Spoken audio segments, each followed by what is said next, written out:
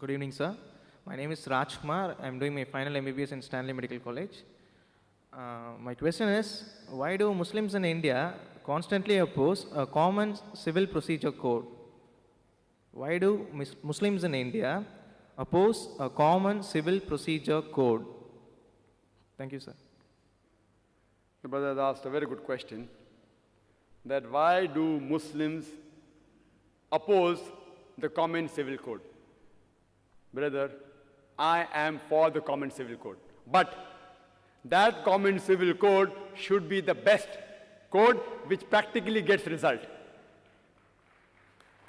I am for it. Even if the full Muslims of India are against it, I, Dr. Zakir Naik, is for it, and I would debate. I would be on the platform to discuss logically which is the best code, which is the best law. And you find this, that the law which is the most practical law, you implement that. I would advocate that let India have a common civil code. Common criminal code also, why only civil code? Have common civil code, common criminal code, but we should have a dialogue that which is the best code. Like a Hindu lady who asked me that why does Islam allow a man to have more than one wife? I gave the answer. People appreciated it. So if you agree with the answer, you'll have to write a common civil code that man is allowed to have more than one wife. There is no other answer for the surplus number of women in the world.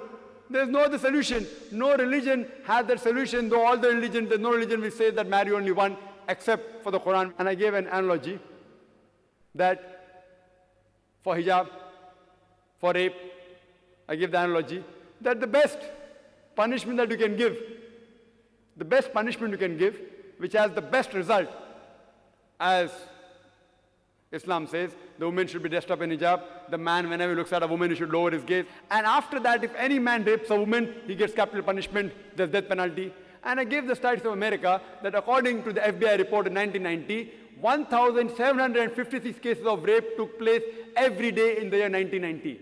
In 1996, according to the statistics of US Department of Justice, 2,713 cases of rape took place every day in the year 1996. That means every 32 seconds, one rape is taking place. You know, we are here since the past 2 hours. More than 200 rapes have taken place in USA from the time we are here.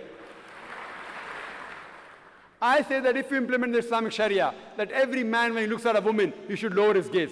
Every woman should wear the Islamic hijab, complete body covered except the face and hands up to the wrist. After that, if any man rapes, he gets capital punishment. I'm asking you the question, will the rate of rape increase? Will it remain the same or will it decrease?